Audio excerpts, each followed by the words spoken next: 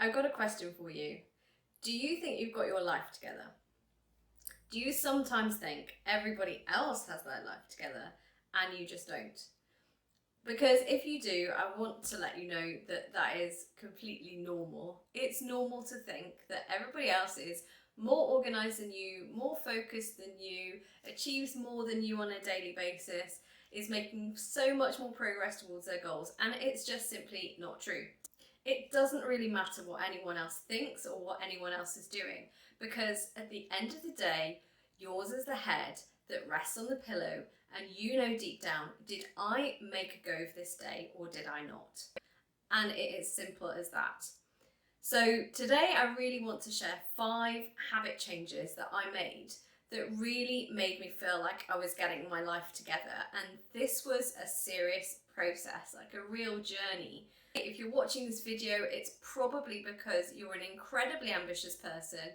It's probably because you have goals that are bigger than your peers around you, that you know that you're here to do more, that you're here to do better, that you're capable of more. And it's frustrating the heck out of you that you're standing in your own way. And that's what this channel is all about. It's about getting you out of your own way so you can really start to crush your goals and to go confidently after living the life that you want, whether it's running a business, whether it's writing a book, whether it's putting out a new product or service into the world. That's what we're all about. So I'm going to share today these 5 habits that I really think over the last 10 years of my life have made such an important difference, such that they've made an incredible transformation to where I'm able to really focus on my goals. I'm really clear about where I'm going, about what I need to do to get there. And more importantly, in those times where I'm not feeling very motivated, I'm just really not feeling it, I'm maybe having a bit of a down day, I still know how to get myself out of a rut. Let's make this day 1 of your new life where you do start turning it all around, and these 5 habits that I'm going to share with you are really going to help you get back on track so that you can focus on your goals, so you can achieve your goals, and you can finally start moving towards living this life that you want to live. So number 1, taking responsibility. Now this was the thing that at one point in my life, I would say around 10 years ago, I just realised that I was very much playing the victim.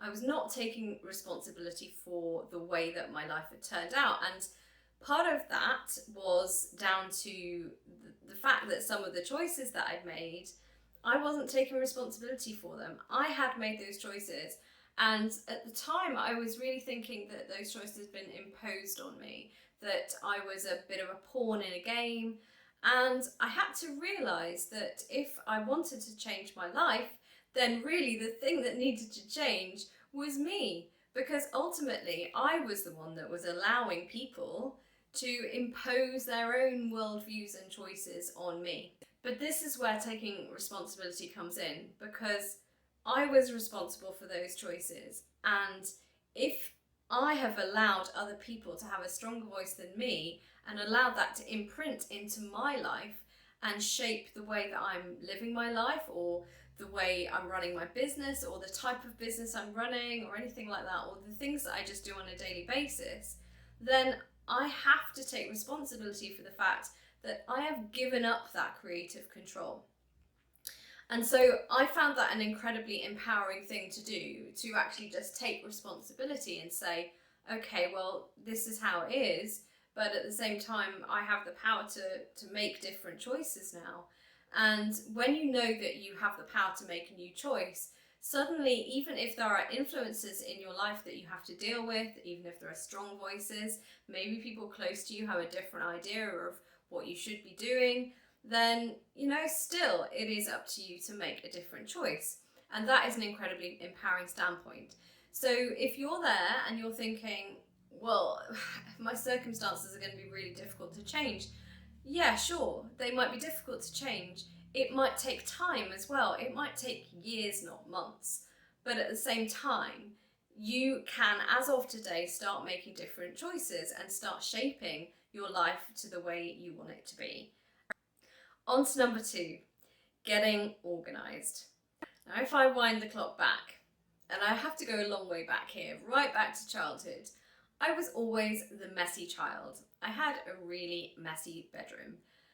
Now, people who know me now would be shocked to know this, because I am known as, now, the person who labels everything. I have a home for everything, and I'm not a crazy perfectionist at all, but I do have a home for everything, and I'm pretty well organised when it comes to living life on a daily basis. I can create a mess, don't get me wrong, I can create a mess, but I know how to clear it up as well. And also I have learned really how to simplify everything. So I've put some things in place that mean that life runs pretty smoothly, and in the time that I have, I do the things that I want to do. And that definitely wasn't the case before. I definitely used to live in a little bit of a chaotic way, and I just didn't have these systems in place. So one of the things that I did, and I think it'd be really helpful for you as well, if you're feeling like life is a bit chaotic, you know, maybe you look around you forget where things are, you don't have a home for things, that you've got too much clutter around you, that you're rushing to get to things, you're maybe late for appointments and things like that, and you feel maybe not put together enough, like it's reflecting on how, you know, people perceive you and things like that, and you really want to feel like you're getting your life together, which is what this video is all about, then I really recommend that you check out somebody called Clutterbug, Cassandra Arson. She has really helped me on this journey. And if you're anything like me, where you've taken on this identity of somebody who is always disorganized, let me challenge that, because that was me, and I've completely shifted that identity. And I've done that through a combination of serious mindset work, challenging that limiting belief that I was that person and I could never change, and also then putting in these systems and measures that allow me to feel much more calm, much more in control, and to have my environment in a way that just supports me to do the things that I want to do. And that helps me in a huge way to actually go after my goals and have the time to do the things that I want to do. So number 2, get organised. It is so important. Number 3, getting focused. Now, there are all sorts of reasons why we may want to focus on something, but then when it comes down to it, we don't. Now, that could be because we've got competing responsibilities. That may be because there are things that we need to do in the day because of commitments that we've already bought into, and we have to meet those commitments. That's certainly still very much part of my life, even though a great proportion of it is very much free and towards the things that I want. But there are commitments that I've made and things that I really don't like to do so much in a day, and I still have to get them done. So that's always going to be part of the reality, and sometimes that's to a lesser or greater degree, and I appreciate that. And you know, there have definitely been times in my life where to a greater degree I felt like those commitments were the thing that I had to focus on, and I was focusing on, and there wasn't time for anything else. So that's one thing that I really would encourage you to do, because this absolutely transformed me in terms of getting my life together, was to say, what do I want? What do I really want? What do I want to be looking back on my life, you know, 10, 20, 30, 40, 50 years time, and saying, I'm so glad I did that. I'm so glad I met that person. I'm so glad I had that experience. I'm so glad I built that business. I'm so glad I launched that product. I'm so glad that I wrote that book. I'm so glad that I produced that piece of art. Because it's easy for life to just kind of happen and take over, and it's so unnecessary when you can focus on what you want. And that's what this channel is about getting you out of your own way, because often that's the only thing that stands between you and actually doing what it is you want to do.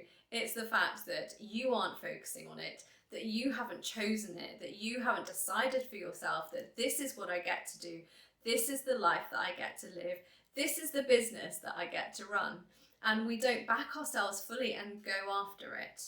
And so this is the third thing that I would say is just hugely important when it comes to feeling like you've got your life on track.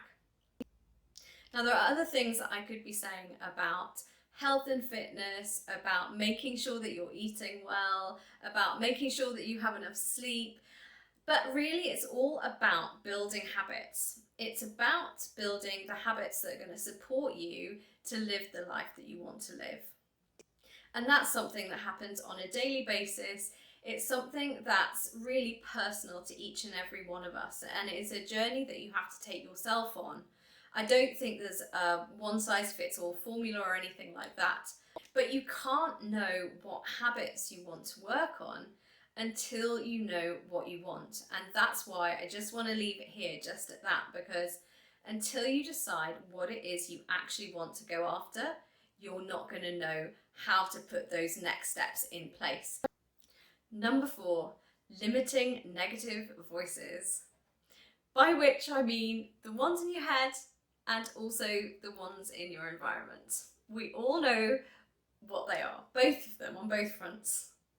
When you really commit to your goals and really focus on where you want to go, you're going to find that some people around you are not on the same page, and it may not be that they are completely against what you're wanting to do. They may actually be really supportive, but they've never done what you're trying to do, and they've probably picked up a lot of some of the thoughts that perhaps you have in your own mind as well, where perhaps you doubt whether you will achieve it. Perhaps you think actually that this industry is really oversaturated, and am I going to be able to stand out, and am I going to be able to for my own voice to be heard, and things like that. And my view on this is that there are enough voices in your own head to contend with without being surrounded by voices that are going to contribute to that doubt. I think it's really important to have voices around us that are strong, that are encouraging, that are positive. And if we don't have them, frankly, you have to become that voice for yourself. And finally, number 5, put yourself first.